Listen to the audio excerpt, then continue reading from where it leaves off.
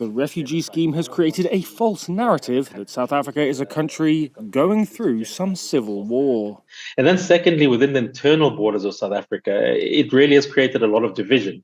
It's almost as though President Trump has gone out of his way to sow internal division. No, not sowing internal division, not Trump. He must mean Obama. This must have been something that Obama did, because far be it for Trump to be creating internal division in foreign countries. We can't even agree that he's done that here. But just in case you're wondering,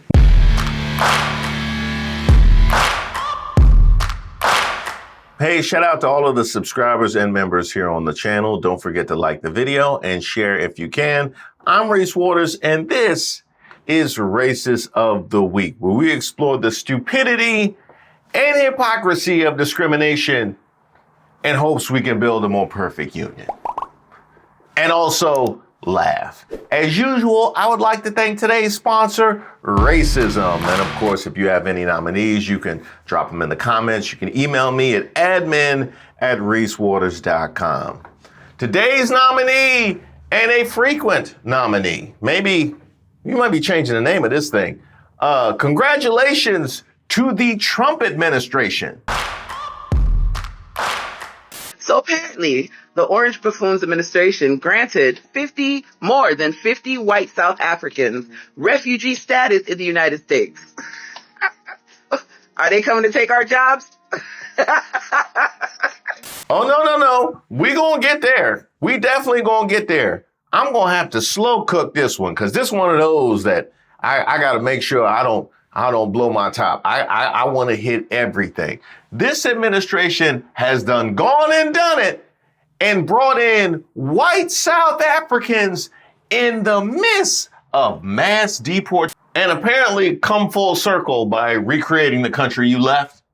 Is that where you were going to go with that? That's what makes sense to me.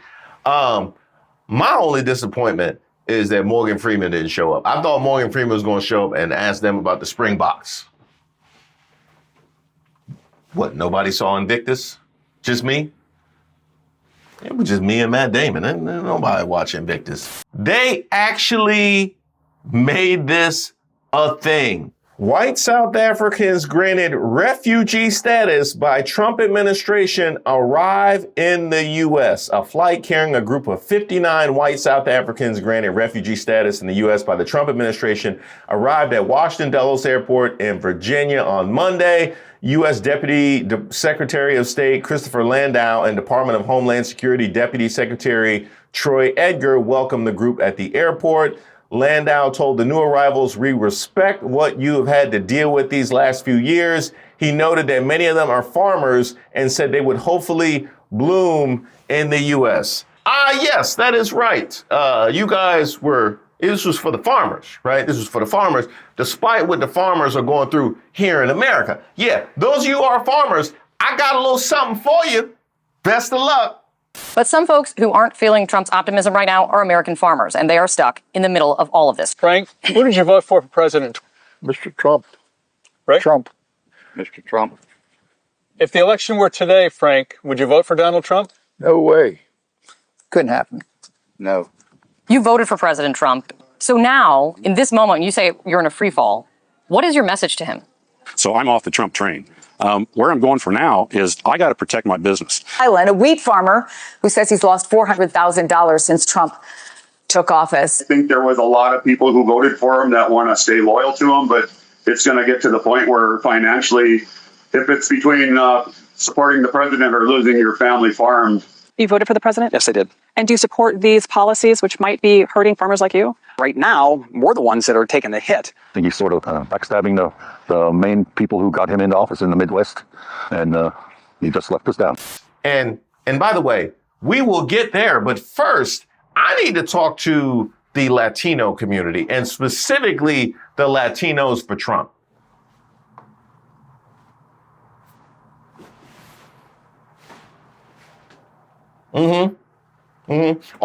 We were lied to, we were misrepresented. No, you weren't.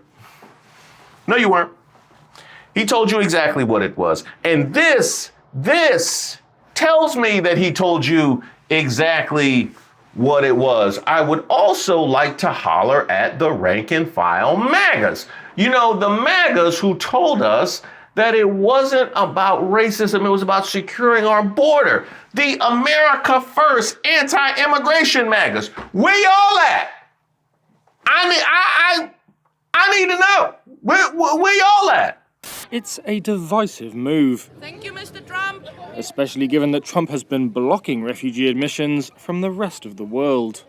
Two of the sources, who requested anonymity as they were sharing internal plans, said their aim is to fly the initial cohort of around 50 Afrikaners into Washington Dulles International Airport in Virginia. It was like an answered prayer. Life coach Katia Beeden is administrator of a website that seeks to help white South Africans take up Trump's offer. We've been forgotten. It's very hard for us to travel. It's very hard for us to get visas. So to suddenly hear that a country like the United States is offering us refugee status was a really big deal. And I was so excited. I felt so relieved. It just felt like a lifeline. In February, Trump issued an executive order that called for the US to resettle Afrikaner refugees. It said Afrikaners, who are descendants of mostly Dutch early settlers, were victims of unjust racial discrimination. The assertion that minority white South Africans face discrimination from the black majority has spread in far-right circles for years and been echoed by Trump's white South African-born ally, Elon Musk.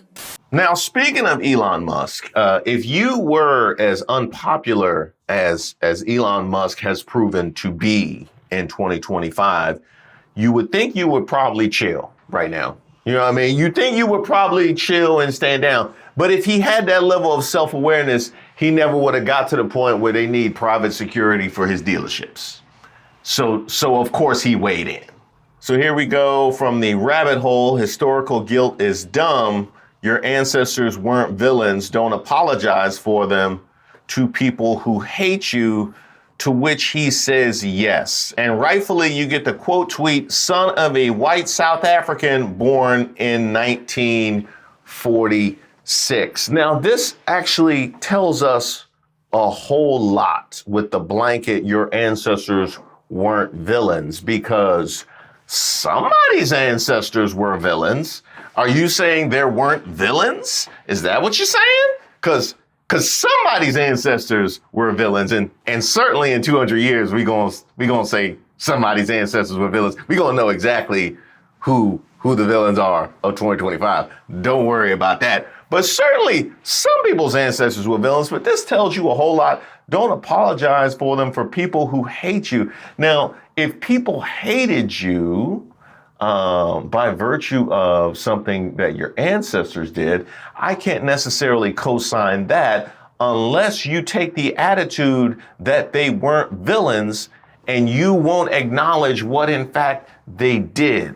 Then it would make perfect sense why they would hate you. And this becomes a pretty circular argument, doesn't it, Elon? I began by asking Chris McGreal to discuss Musk's grandfather, Joshua Haldeman. We see Musk's grandfather, Joshua Haldeman. He immigrates to South Africa in 1950, and that's really when apartheid's just starting to kick in. The 1950s are when the first laws, South Africa had discriminatory laws before, but you see the specific apartheid laws, which are much more aggressive and in many ways reminiscent of the Nazi Nuremberg laws against Jews in the 1930s. They have very similar echoes in stripping black people from the right to work in certain places, their movements, controlling them, confining them to areas. You already had a situation which is now, come to the fore because of recent events with Trump. But you mean with Elon Musk giving the Nazi salute? Yes, but also with the sanctions over land, is that the 1913 Land Act had already deprived most black people of land in South Africa anyway. At that point, the 7% or 10% as it was of the population that was white owned more than 85% of the land under the Land Act of 1913. So the apartheid laws kick in the 1950s. Elon Musk was born in 1971 in Johannesburg, and at that point the Prime Minister was a guy called John Vorster.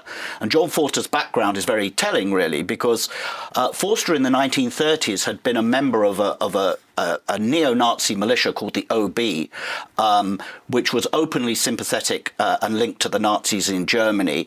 But in 1942, John Vorster, later Prime Minister, stands up and gives a speech, and he talks about the system that their kind of ideological belief system, which was Christian nationalism. And he says, Christian nationalism in South Africa is the same as Nazism in Germany and fascism in Italy. It's all anti-democratic. It's all the same thing. By 1971, when Elon Musk is born, that man is the Prime Minister of South Africa. And Christian nationalism is the basis of not only the political philosophy, but the entire education system that Elon Musk is brought up into. Now, as I said the first time we hit this, if I had roots in apartheid South Africa, I would just sit and eat my food when it comes to race relations. You know what I mean? Unless I wanted to be devoutly anti-racist, that probably would be the preferred way to emerge from apartheid South Africa. I saw the impacts, and I don't want people's freedoms to be infringed upon in that way moving forward. That would be the preferred decent human being way to emerge from apartheid South Africa. But if, say, you weren't that progressive and fair-minded, I would probably just chill. You know what I mean? I would probably just chill. Like, I was a biter when I was a kid. And when we found out that my son was biting in the nursery, I just backed away from the conversation like Homer Simpson. You know what? I'm not going to weigh in on this. You know what I mean? I'm not going to weigh in on this. That's exactly what Elon Musk should do when it comes to race relations, unless we are being tasked with drawing the conclusion that that is exactly the kind of society that you are trying to create here. Yeah, your actions left us no other choice. And we didn't have to hack in. We didn't have to talk to no friends and family. We didn't have to get no secret expose. You put it all out on your app on a daily basis. I guess the key issue just to highlight is that none of this is actually true.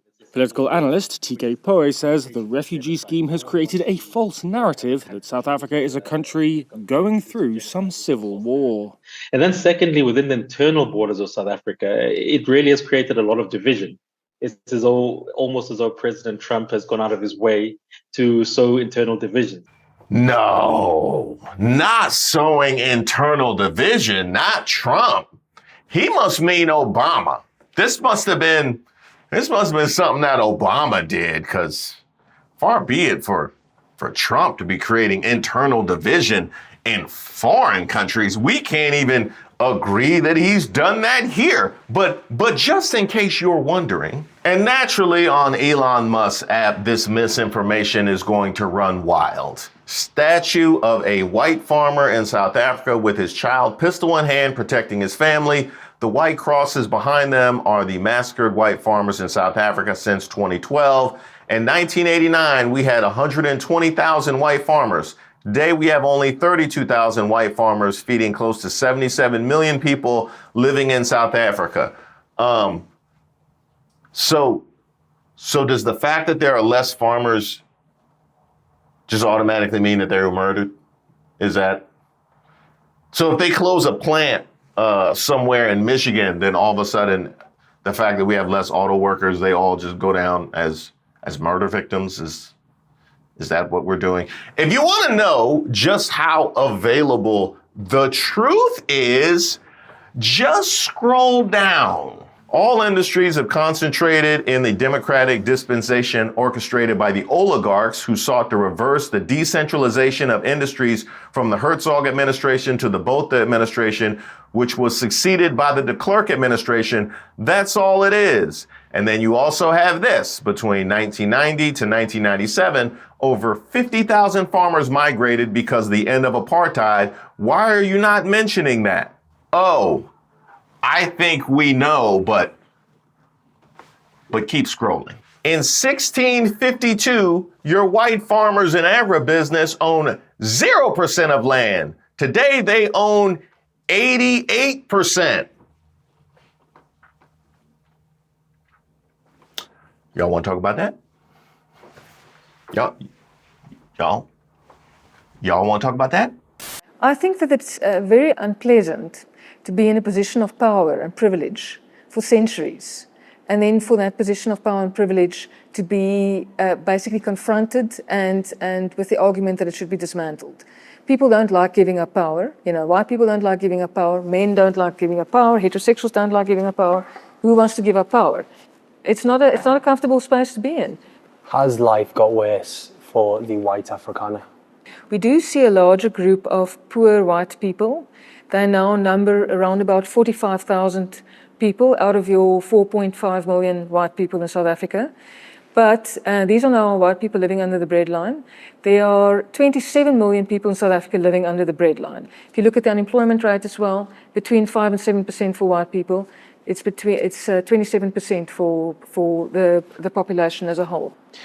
Some white Afrikaners would argue that a system of reverse racism is now taking place in South Africa. Is that the case? We have a system of what we call employment equity, and we've got a system of black economic empowerment.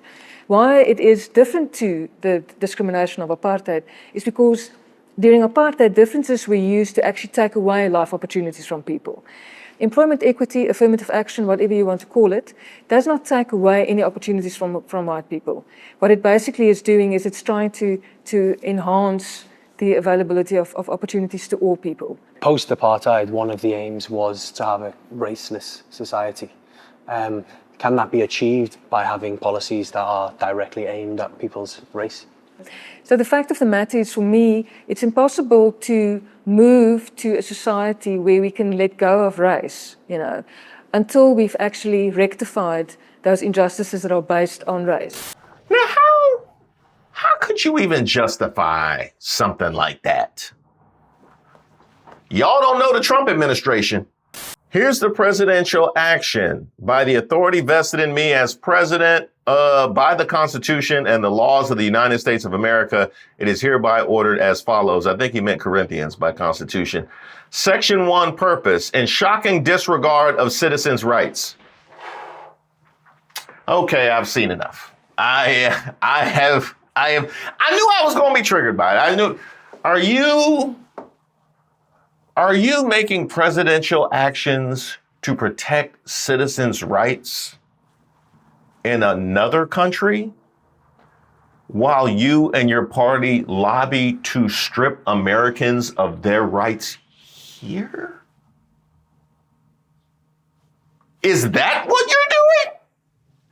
The only thing more contradictory and hypocritical than bringing in white South Africans during mass deportation, when you're trying to call it an invasion, mind you, you have called it an invasion to give yourself the freedom to strip away our rights. You have tried to get wartime justification, and you're bringing in white South Africans. The only thing more contradictory than that is that you're doing it because of an infringement of their rights. In fact, if I was a white South African, I'd be like, wait a minute.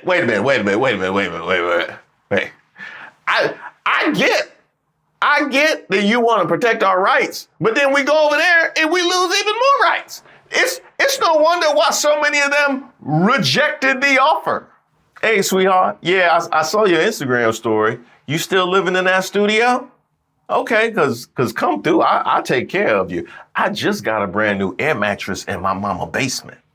And this also needed to be highlighted. NBC News fact-checked some of Trump and Musk's claims on the issue and noted that 3/4 of South Africa's land is owned by white farmers, and white farmers make nearly 3 times as much as black workers in the country.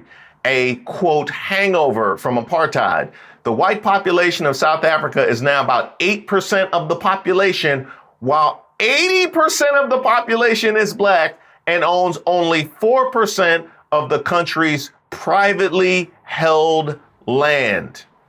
Now, there is white supremacy, and there is whites owning 10 times the land of their black counterparts and using that to justify an oppression that warrants refugee status. It takes a very special BS artist to put a spin on that. Well, because what's happening in South Africa fits the textbook definition of why the refugee program was created. This is persecution based on a protected characteristic, in this case, race. So this is race-based persecution. I want to read those numbers again for you. 3/4 of South Africa's land is owned by white farmers, and they make nearly 3 times as much as black workers in the country. The white population is now 8%, while 80% of the population is black.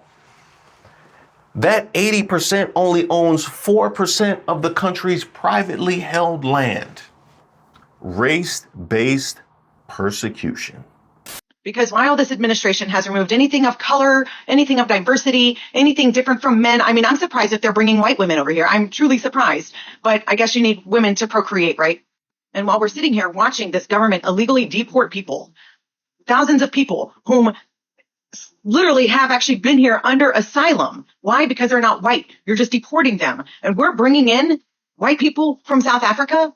On top of that, racism still widely exists in our own country, but yet it's not happening to white people, so you don't care. And at the same time, shortly after the Trump administration took over, he halted all people, all transportation of anyone that had already been approved for asylum into our country. And the thousands of people who had been approved, who had made plans to come here, are now left in limbo, left in danger because you halted that program. And while prior to that, it took 8 to 12 months to be approved for asylum, you halted those programs, but yet for people in South Africa, you fast-tracked their approval in about 3 months. And on top of that, the average white household in South Africa owns 20 times the wealth of the average black household. I mean, it can't be that bad. It also feeds the controversy that our racist administration is trying to populate the United States with more white people. There were up to 8,000 people that had applied and are being reviewed for this refugee program, by the way. 8,000 white South Africans. So with that said, this administration does not care about its own country, because even as a racist administration, there are millions of poor white people who right now have no electricity because of weather, who have no homes because of tornadoes and hurricanes, and they're sitting there poor with no food, and you just took away, or you're looking to take away, SNAP benefits and health care for these people who don't have money. But if it's what's stated is true, is that these white South Africans are 20 times wealthier than the black ones, that means they have some money. So you're bringing people here, you're going to feed them for free, you're going to clothe them for free, you're going to house them for free, you're going to give them cell phones for free. Don't go nowhere, MAGAs. No, don't go nowhere, MAGAs. No. I got something else for you to see. Yeah, Trump has suspended the refugee resettlement, but is rolling out the red carpet for white South Africans. Above that, all the stuff MAGA complains about the government spending their hard-earned tax dollars on, if provided for brown folks, is totally fine when given to white people. But we're supposed to believe institutionalized racism doesn't exist. Okay, MAGAs, you have a choice. You have a simple choice. Either you could stand on business when it comes to the immigration issue. Okay, we are in an invasion. You know, we're in war. America first.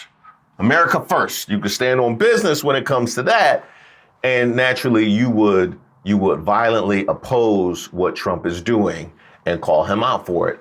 Or you concede that this whole immigration fervor was just an excuse to enact racist policies in order to re-whiten the country. That is one of either America first or mass deportation has to go. Yeah, those had just been set completely opposite one another, and it's your boy's fault. Well, I have got some hot tea in the brew for you, baby. Now grab your cup and pull on up because we're about to break it down expeditiously. Wait, is she throwing her voice? Is that Okay. All right. Speak on it. All you gotta be is white. Yes. Tell me again how it's all about violent criminals and has nothing to do with their skin color, my friends, even though we're deporting 2-year-old children today. Even kids with cancer have to get on a plane and depart out of our way. Yes, I don't want to hear another Republican, a Republicant, and a Republican come at me and try to pull some it's not racial stunt. And by the way, y'all remember that little rumor that was about Elon Musk over there in Texas building a little city? Yes, all the MAGA were getting excited. They thought they were going to be able to move to Elonia's new city that was being built with homes and even schools. Well, apparently, boo, that city wasn't built for you, but for more South African immigrants that are white, like Elon Musk. Oh, well. I guess they're doing more for whites that don't live here than they're actually doing for whites that live here, as they're stripping your rights of due process away from you. But the brown can't stay around. And by the way, if you are in South Africa today and you think you're going to board that plane and come over here and everything's going to be fine, honey, you are insane. Don't believe that lie. You will still be outnumbered here if you just so happen to think it's okay to hate the black and brown, dear. Anyway, please share this video because I think we need to get it out into the everywheres. And one more thing. Apparently these are supposed to be farmers coming here to plow the land. Maybe you should look at what, well, that orange man is currently doing to farmers who actually live in this land. Okay. And I would be remiss if I didn't highlight this very special tweet. The Boer of Afrikaner people have always been willing to start anew. The Great Trek, the Doorsland Trek, and our migration from Europe to here in South Africa are proof of that. Tomorrow, about 100 of our fellows will move to the USA, and I'm very sad about it because I realize there are thousands more who will follow. I also realize these people who are leaving are the best of the best, especially because I know some of them personally. The USA, you are receiving our best, hardworking and God-fearing Boers. Remember us, those who stay. The best of the best? Is that what you said? The best of the best? So y'all own that much of the land. So the people that would opt to come to America and be a rank and file, presumably MAGA here in America, who owned absolutely nothing. I'm guessing those aren't the best of the best. You know what I mean? I'm guessing this is the best of the best. Yo, tell that I'm a refugee now, boy. I'm a G, a refugee. That's who's coming. The people who failed to secure wealth in a historically oppressive, world historically oppressive system of government. Those people are the best of the best. I can tell you this. One thing I can tell you is that is a level of fail upward that would warrant inclusion into the Trump cabinet or the Trump administration. I can tell you this. Either y'all gonna end up in the poorhouse or in the White House. That is gonna be on one of the, that's it. That's it. That's how that works. I thought we was closing the borders. What happened? What happened? Well, I'm pretty sure the South Africans could give a fuck if those white people leave their country. But I'm just going to say this for the 50 or more white South Africans coming to America. Apartheid ended in the 90s. Keep that mindset in the 90s. Because when you come here to America, you can't bring that fucking apartheid mind over here. Shit's not going to be sweet over here. We match energies. Okay? So don't come over here trying to do your apartheid bullshit. You gonna get your jaw rocked coming out here saying the N-word to us. Okay? You gonna get your jaw rocked.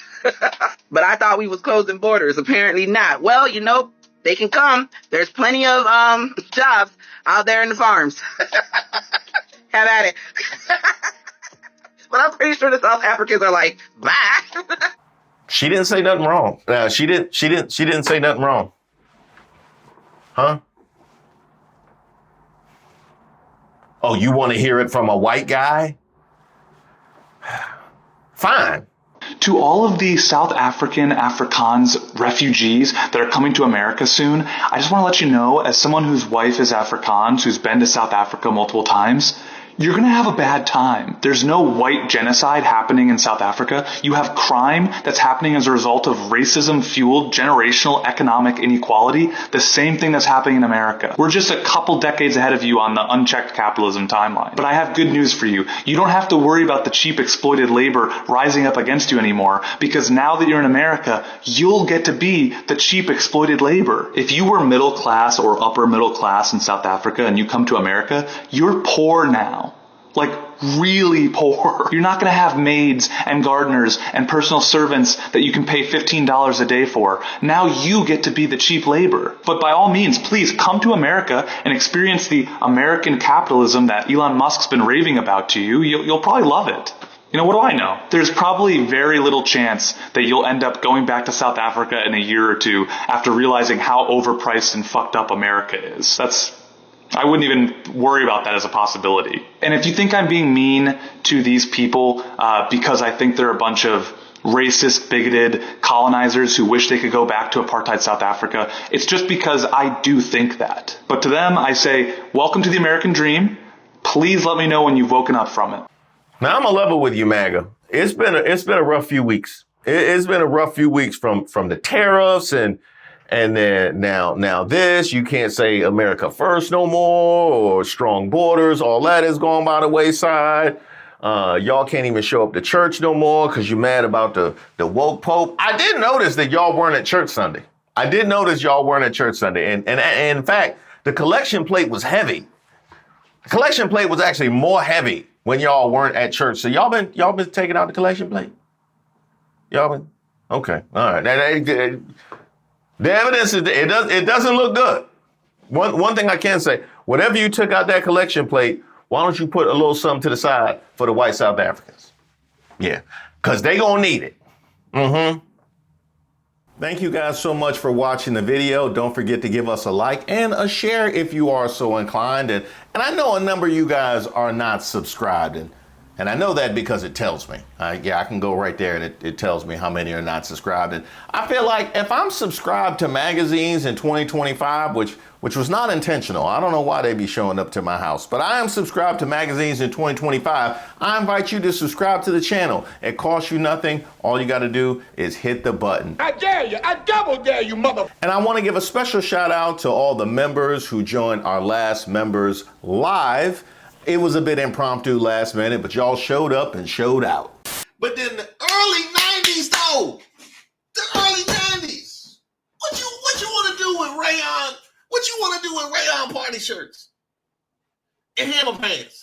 And if you want to join the fun, there is a link to membership in the description box to all the videos where you'll see options for shallow water and deep water and troubled water. You also have further options. If you would like to get those benefits, they are also available in our newly launched Patreon, where you'll see deep water and troubled water, which offers all the same benefits of membership here on YouTube, but also includes the newsletter, Wednesday Waters, which goes out once a week, as well as our community chats. And let me say, I had no idea how much y'all were into gardening till I got on those community chats. It's basically like a premier chat that never ends. You can sign up for that at patreon.com/Reese Waters. And last but not least, I want to show some love, as I've done the last few weeks, starting with Dank and then Deshauna and City Dawn, to my girl Roberta, who sent me this photo of her and her crispy, discouraged, depleted, but never defeated t-shirt, which I thought was a message that probably described how I came into this new Trump administration. God, if you listen, hell, I can't take it so far. And yet we soldier on. You can catch that as well as a lot more other options of merch available on my website, reesewaters.com. But I gotta thank Roberta as well as all of you for showing so much love to the channel.